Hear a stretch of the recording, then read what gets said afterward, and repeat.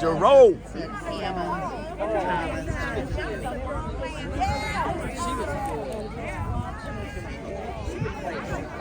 I did okay. Did okay.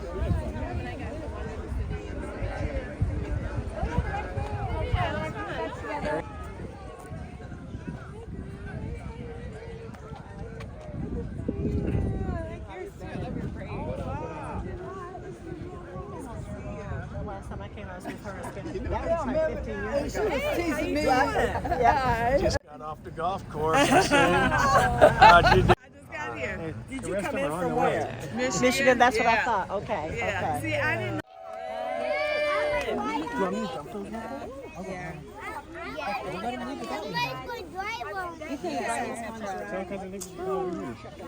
Susie's son. Not unless you want to ride here. Yeah, that's not too hard. Yeah, I think we're ready. We ready? We're getting a lesson. We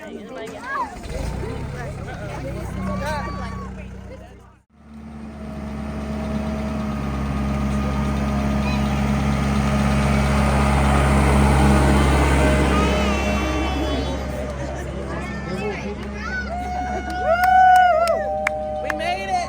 Right.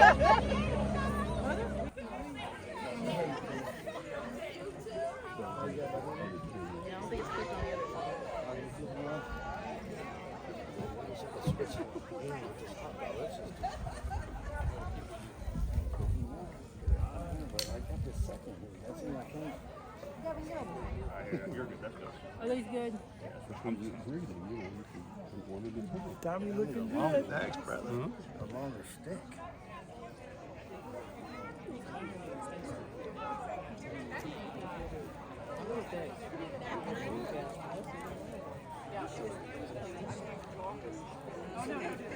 She got the good part.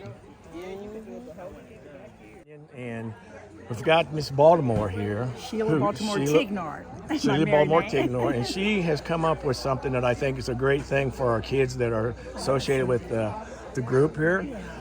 Because the kids are the future. So could you explain to me what you're handing out there? Right, we're learning a lot about the history and the adults, but I wanted to put together something for the children who really don't know that much about the history. So I put together what I'm calling a family fun book, where it has facts about Robert Settlement and a lot of fun activities for the kids to do, word search, writing a letter to an ancestor, and just a lot of fun activities to keep our history. We must never forget our Robert Settlement history, and we have to start with the youth. So that's great. And that's great you put that together, and it helps as an educational value to bring that to our kids who are our future, just like the little one that was darting back. I remember when you were a little boy, so we go way back. And that was a long time ago. Hey, well, thank you so very much, and thank you for you. participating, and thank you for providing the information to further this along. Well, I do appreciate it. Thank you.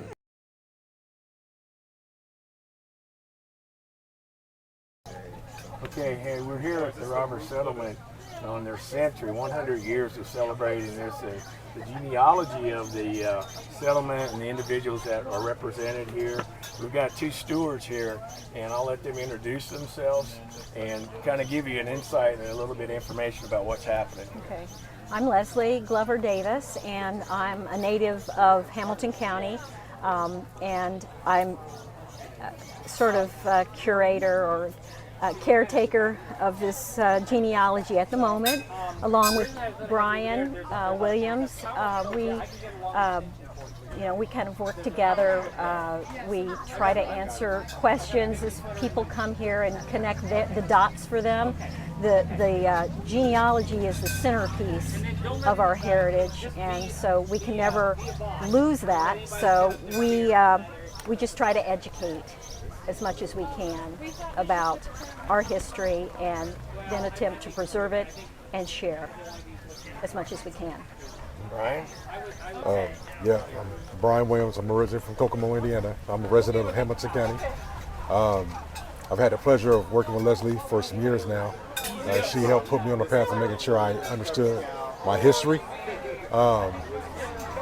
we've had the opportunity to help a lot of people connect a lot of dots, whether it's through the paper trail or DNA.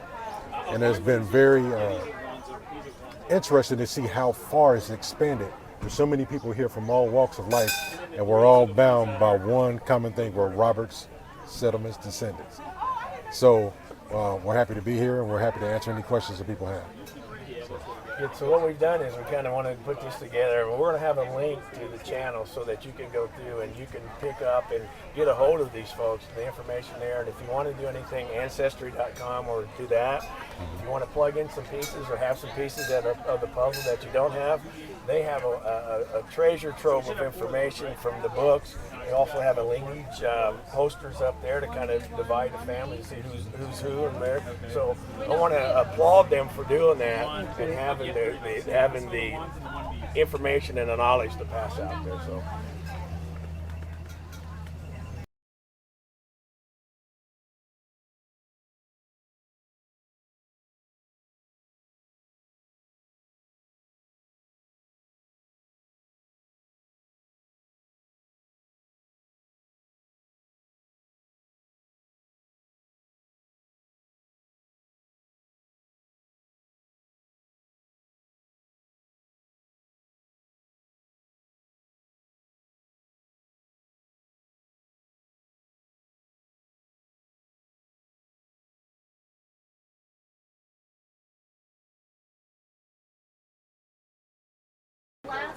And we're at the Robert Settlement this year for the 100th anniversary of the reunion here in Robert Settlement. And what we'd like to do right now is I'd like to sit down and speak with some of the descendants of this, and that they are descendants of Otter Rice, who just lived up the way there, who had land here that was farmed in this area, that came in this area. And I'd like to introduce Jimmy, Jerome, Jackie, and Jocelyn. And we grew up together Jimmy and Jackie was a little bit older, but we kind of hung around and we've known each other for a long time. And I just kind of like to ask you guys some questions about your involvement here and how you come back, how often you come back. And you guys are regular visitors, and we'll start with Jim. Okay, I was born down here in Noblesville in 1948, and my father, mother, they lived in Detroit, but my mother came back down here to have my older sister, Jackie, and we've been coming back and forth, and we would spend the whole summer with our grandparents, and that was Ira and Dottie Rice. And Ira, his mother was a Roberts, and her husband was Nathan, and Nathan was a runaway slave who eventually ended up here in the settlement. And from there, they had 4 children, and my mother was the youngest of 4. She had 3 brothers, and my Uncle Herbert was the president of the family settlement here for 54 years, I believe it was. And I was the vice president for 12 years. And I passed it on to Vincent Newsom. And we have a lot of relatives that were born down here, and families that we still talk to and visit. In fact, we've got some relatives today, 14 of them that came from Oakland, California. It's really a real treat to visit and see each other. Maybe Jerome could add something to it if you like, Jerome. Sure, I'm not sure what to add to that, but yeah, we come down and spend our summers here, and my grandfather would make us work up the farm. That's why we know Tommy so well. Baling hay and doing other farm chores. But it was a lot of fun back then when we were young. Can't do it now. But we had, I think Uncle Jim, my grandfather's brother lived down the road, and his sister lived down the road. They owned the farm right across the road here. Farmed around here. And so it was a lot of fun, a lot of work. But so we still know a lot of people's stuff down here that we came and worked with. We come down every summer now for the homecoming. We all live up in Michigan. We still live in Michigan. Jackie? Yeah, I'll add on to it. We love coming down to the farm and We wade in the creek behind barns and Behind the church. behind the church, right? And that's how we got to be friends with everybody, with the Bassett's and the Newsoms and I know I'm leaving a family out. I'm sorry, but a lot of people. yeah, I know, but it was just a beautiful way to stay up with our family history and ancestry, and it means so much to us now to come back here every year. We do our best not to miss any reunions, if at all possible, and we love it very much. And your mother, though, she would come down all the time too. Yeah, right. And do that, so My kind mother, of yeah. kept that family unity together. Definitely, We want to make sure that we mention her and that we recognize that Oh, she yeah. would constantly. I know for a fact she would put you guys together and have you come down She here. definitely emphasized So that's good. Hey guys, it's me here at the 100th anniversary celebration of Roberts Chapel, and I'm a little bit biased on this one because we got interviews before, and these people I've known a lot, and I've known them my whole life that are here, but this is my uncle and my Aunt Teresa, and they are very instrumental in the church. I mean, as long as I can remember, they've been involved in Noblesville with Bethel AME Church, and up here at Roberts Settlement. Uncle Jerry, I'll have him give you some history about what his involvement is and how he came about working up here and helping, and what he does and what he does at the church. So. Yes, originally was born about a mile east from here on a farm, and I was there for really about 19 years. And this is our home church, and I can remember sitting in the back, and Lucille Robbins was my Sunday school teacher, and just had a lot of good times in the choir here at Roberts Chapel. Then it went from that, we moved to Noblesville. Now I'm chairman of the Building and Grounds Committee. We take care of the graveyard and anything that's going on with the church. I stay on top of that, take care of scheduling the mowing, and we did a lot of work this year and still got a lot more to go. And once this legacy walk gets built, it's even really going to be more, but I think this is probably, I'm going to turn it over to somebody young after this year. So I've enjoyed what I've done over the years, and it's really been a blessing. It hadn't been work to me. I enjoyed doing it. And Uncle Jerry is part of the family here. My grandmother was from the Roberts settlement, where she's original the Roberts settlement in our genealogy, and we look at that. And Teresa, her family, the Newsoms, just almost exactly a mile The other west, way. the other way, That's where right. she grew up. So we'll let Aunt Teresa tell you about her involvement and how she got involved in the church. And actually, to be honest with you, I think she helped Uncle Jerry move in that direction. I think so. Well, she did, no question. I don't know, but yeah, we were born and raised in this area, the Roberts Settlement area, but we did live in our house on a farm a couple miles west of 31. So we always look forward to the homecoming events because we would always have family members who would come from other states and other areas to be with us and actually stay at my great-grandmother's house, which was a fourth of a mile from us, so within walking distance back then. But we would get so excited about the homecoming and getting to see people we only saw once a year. But then we moved to Noblesville in 1962 when we got married, or 64, I'm sorry, when we got married. And but I've always had the connection still here at Roberts Settlement, coming back for the homecoming reunion, and then eventually I got on the board.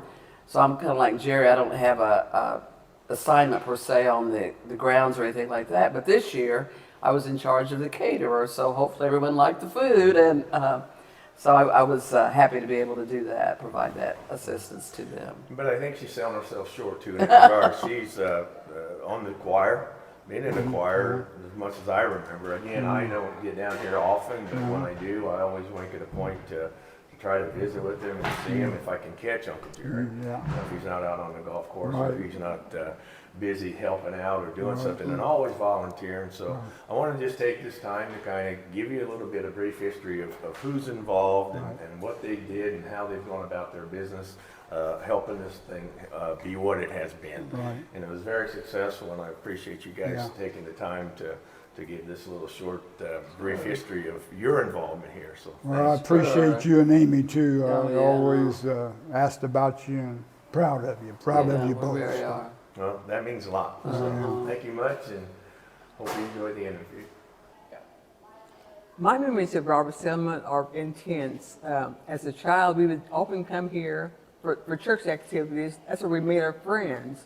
We played together here. We learned lots of lessons here. My first Sunday school classes were back there in the corner, back there with Bobby Robbins' mother.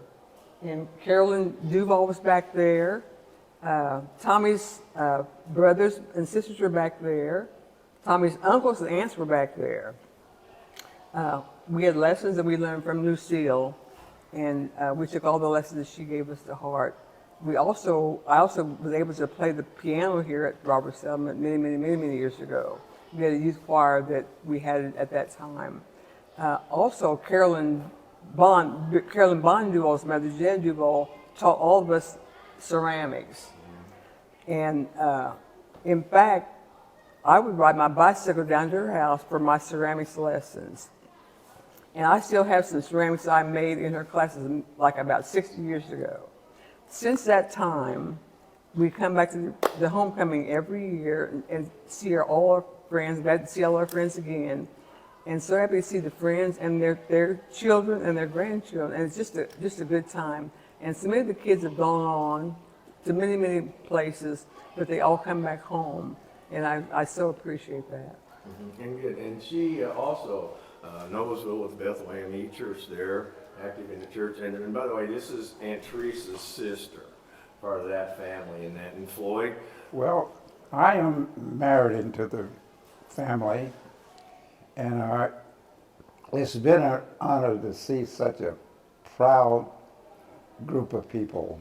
I've been associated with it probably at least 40 years, because I remember you when you was down here. And also remember you when you got bigger. We used to come out here and play those volleyball games, and you used to try to kill me. And it's been a great honor and a privilege to be involved with the settlement. And I say this too about that. We had a lot of fun. And again, my relationship with them goes back when I was a kid, a little kid. And, that's true. And one thing Floyd wouldn't say he left out, and the thing I think that helped me, in all honesty, through my childhood and growing up, and Beverly kind of reminded me, she kept an eye on me to keep me out of trouble, and that was a 24-hour, it was hard to do. 7-day job. But the thing with Floyd, though, and the men that were in the group, in this church group, in this community, the men there, they were mentors. They were mentors, and they showed us young guys how to be men. And he was one of those that inspired me to do the right thing. And if I did the wrong thing, he'd let me know I did the wrong thing. So that's the thing we're talking about here, not just legacy, not just family, but this whole group of people that we have. And like they always say, it takes a village. And that's what we got here. So thank you guys. Okay, we're here with Milton Baltimore's family, and we want to do this and represent them here at this 100th anniversary of the Robert Settlement reunion.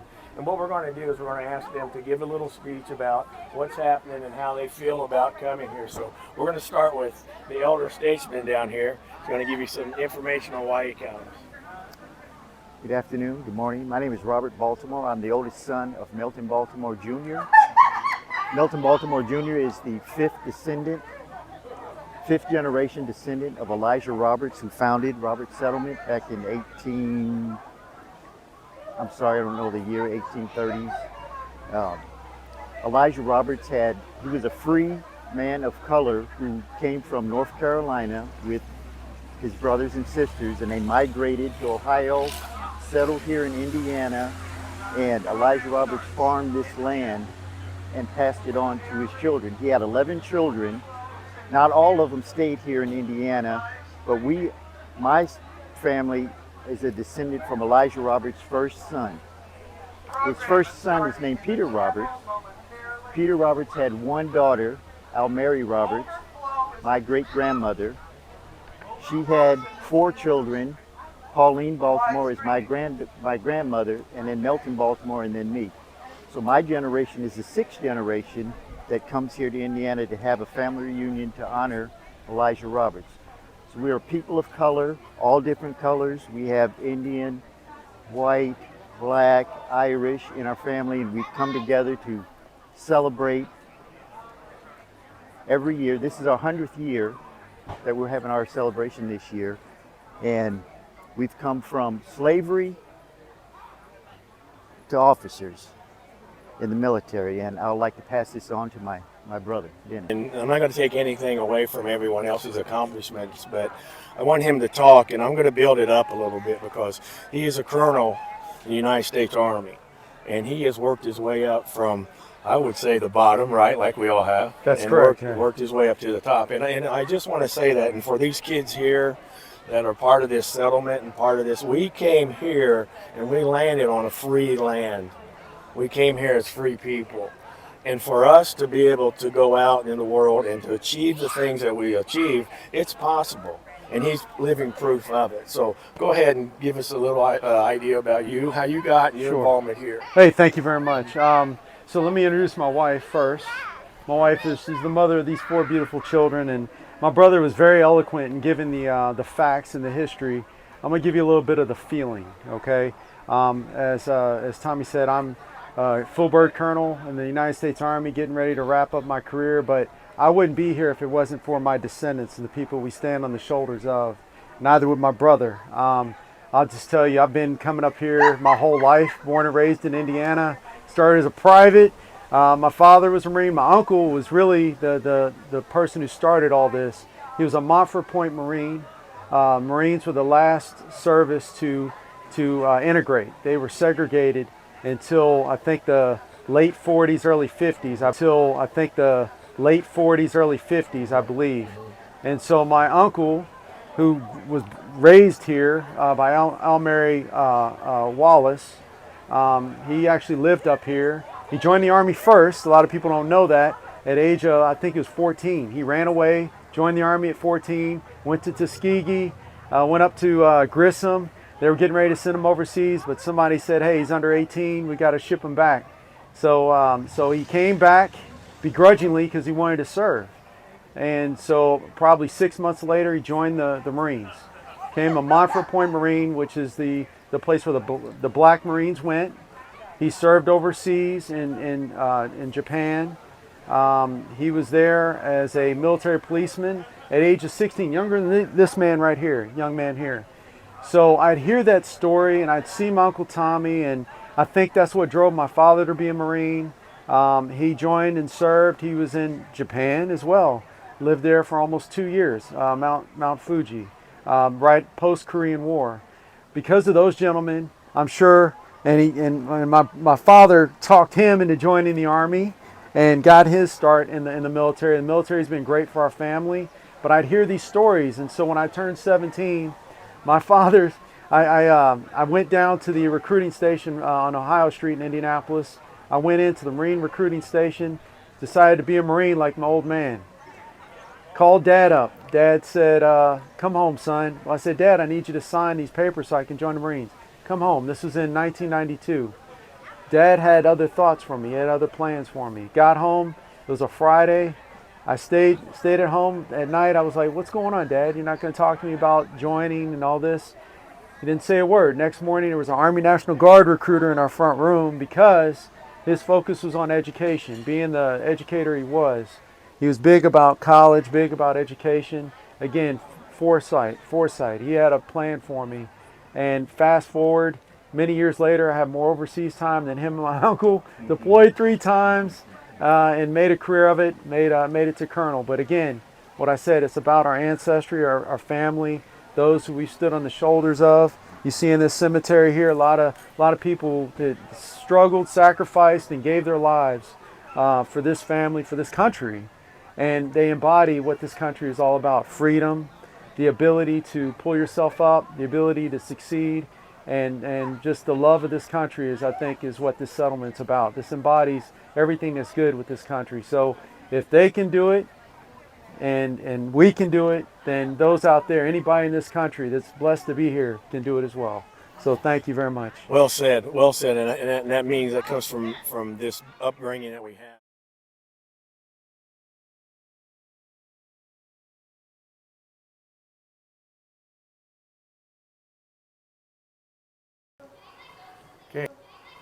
Okay, you're here. All right. You can take a deep breath now, you guys, right?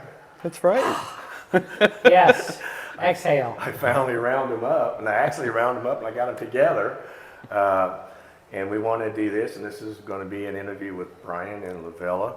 And the reason for that, again, like I said, is we want to capture the people behind this that are actually doing the work and making things happen. And I will say this, that your work paid off.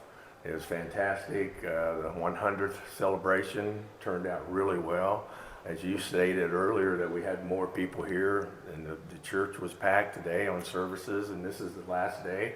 And I just want to ask you too about, let you explain to us your involvement and how you became involved in the celebration here, and we'll go from there. And might I say, it's more than just us two. You know, there are many behind us, but my involvement, is as president of the organization, Roberts Chapel Church and Burial Association, our nonprofit, which has been established since 1938. And so we're responsible for the, historic chapel and historic cemetery, and keeping it operationally functioning and what have you, keeping it going. Responsible for maintaining its existence, and keeping the communication going in the community regarding the historical significance of it. Responsible for sharing that throughout the community with various organizations and student groups that come in different organizations. And you talked about that too in the local high school up here I attended in Hamilton Heights, and Brian used a Noblesville student. Those people getting involved and bringing that idea and then information to them in a historical value, I think is very, very good. And it's a good, looking forward in your vision to have this story being told on down the road through the next generations is fantastic. Should be commended for that. Thank you. Thank you. Brian, you're working here and how you put in, and again, like you pointed out to me, it's more than two, but it is more than two, but you two should be recognized, honestly, for your hard work by being able to put forward. So Brian, your involvement here and how you got you know what, whatever Lavella tells me to do. She's the president, I just take the orders. Now, I mean, we work good as a team, we bring different skill sets to the table for the legacy walk, for the operations of the organization, and we kind of blend all of that together with, like Lavella said, a lot of other people's input too, to try to figure out how to make things work for both the operations of the nonprofit and this, so the chapel and the cemetery, but also for the future that we're trying to bring forward with this legacy walk. It's difficult. What people only see is the end product. There's a lot of work that goes into it, and a lot of input, and the hours, the volunteer hours, and the time that everybody puts into it with a great deal of passion, because they feel this place is really means. It may mean something a little different to everybody, but it means something very important. And a lot of people don't, or maybe don't understand or are unaware that everything that we do is on a volunteer basis. And all of the donations we receive, all the money that comes into our organization, every penny of it goes back into the organization. So it's a labor of love. It's a labor that involves commitment and dedication to keep things going and keep it. We try to be forward and vision thinking, down the road to keep it to be very significant for the future. And let's talk about a couple of things before we wrap up here. Tell me about the Legacy Walk, what you're talking about here. Explain to the viewers what that intent is and what your intention is for that. I know there's a proclamation that was read yesterday, which will be there, so this historical value still moves forward. But tell me a little. I'd like to ask you about the Legacy Walk, and I'd like to also about the fundraising opportunity, so that the individuals out here on the channel, that if they see it, that they'll be able to go to. And I know Brian will discuss the website and how they can go to that and learn more about Robert Settlement. So, well, you know, it's not something that just happened overnight. So it goes back to about 4 years ago when this was first, you know, put on us, an opportunity that we had through a grant that we received to look at more use opportunities for our chapel. And from that grant came, you know, there was a concept that was presented to us to have a legacy walk or some type of an exhibit outside that brought to mind an opportunity that existed, something a little bit beyond, you know, the continued preservation of the chapel and restoration of it and what have you, whereby people would be able to come here on their own to be able to capture the history of the exhibit. Not necessarily having to have somebody here to present it to them, but so, you know, we're now here 4 years in the process, and we've been blessed to have received just so many, not just family, but a lot of partners locally as well on a national basis that have supported us financially, in-kind donations that have come in to be able to get this concept to fruition, where we've got a conceptual design in place. We're looking forward to being able to get, you know, various approvals together to get the final design in place and what have you. Hope to break ground later on this summer, get it finally, you know, in place, the physical part of it, about a year from now. Brian can certainly speak a little bit more about, you know, what it's going to look like, what it's going to be presented to look like, what we're going to be able to hopefully bring to the public. Yeah. Yeah, the idea is we're going to try to tell the story of the Indiana Black pioneer, really the Midwest Black pioneer, those who migrated from North Carolina and Virginia here, you know, seeking to maintain the fought after freedoms and liberties that they already had that were in jeopardy, right? So we've kind of broken the story down into 4 themes. The first theme is to tell that roots and migration story coming from the upper South coming to Indiana. And then the next one is the progress and perseverance. Pastor Shad talked about, you know, the mountains they faced when they came here. You know, there were economic downturns. And I mean, it was tough sledding for 10, 15 years, right? But they persevered. So we want to tell that story of the perseverance and that progress. Then we'll sort of move into a theme that kind of overarches every other theme, faith and education. Because there's almost nothing we can say about roots and migration and progress and perseverance that doesn't involve their faith, right? But we've kind of carved that out as a theme on its own too, to talk about the building of the church, the significant pastors that came from this location, and the significant important educators, that sort of thing. And then last is the legacy and the footprints. What does it all mean? Try to tie it all together. So the idea is you'll walk down this pathway. There will be a reader rail for you to get an overview of each of these themes. And then each reader rail will have a QR code. Okay. And you'll be able to use your smartphone and access stories on a deeper level for each theme. So we're in the process of starting to write some of those stories and sort of think about, you know, what do we need to have ready to launch the Legacy Walk a year from now, as Lobella said. And then over time, hopefully the next generation will step forward and continue to build on what we have. There's I don't want to say that it's endless, but there's a lot of stories to be told. There's lots of things, and you know, we're going to bite off and do what we can do as a small team. We've got about 4 or 5 people working on that now, but hopefully this will encourage others in the family, like, well, let me write a story about my aunt so-and-so or uncle so-and-so that maybe we don't know about, right? Yep. And then we can incorporate that somewhere in the exhibit, so that this is not just something that's one and done. It'll evolve over time. Right. Yeah. So you know, so as people come here to look at the exhibit, you know, as I mentioned, they can come in here on their own at their leisure. We look forward to being something that will blend in, you know, to the countryside, to the ambiance of our chapel, our historic site, and what it will be comfortable. There will be benches they can sit at and just take it all in as they are when they're on the QR codes, kind of reading certain content. Take it in. If they want a picnic, they can, you know, do that. So, you know, and it will kind of wrap around where, you know, got the chapel here. That's the nexus, okay?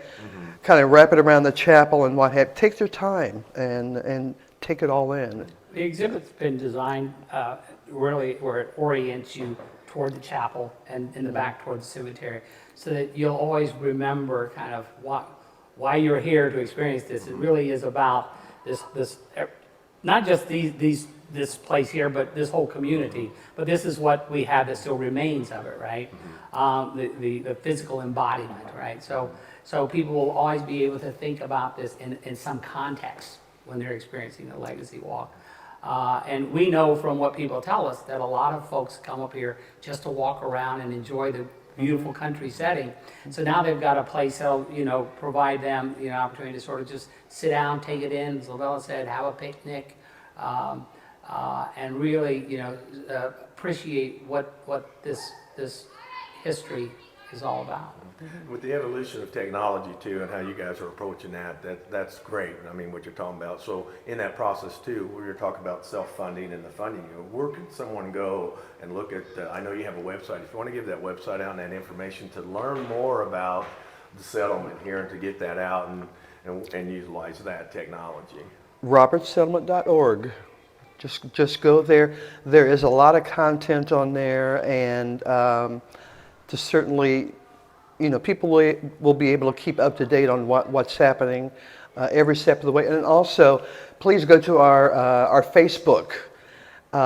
Be sure to follow us on Facebook as well. We have certainly our Facebook following continues to just grow by leaps and bounds. We're very much supported, and we appreciate the feedback that we're getting on that as well. That helps us out tremendously. We're looking forward, regarding the Legacy Walk, we're looking forward to, there's going to be a breadth of demographics that we will be able to embrace in this. Visually impaired, hearing impaired, we're keeping those in mind. Also regarding the interactive experience, we'll be able to have the engagement with children in there, students, have some kind of something that will kind of be able to maybe test them on what they've learned along the way as they go through all the elements and what have you, to kind of make it very interesting for them. Good, and at that point there, educational value and the transition from just the word of mouth to paper to now the technology. And with the Facebook and the social media aspect of it, that's why we, Amy and I, on our YouTube channel, we're going to try to promote that for you. We'll put this together and put it on our YouTube channel, which is 2JRNY OVERLAND, as you know.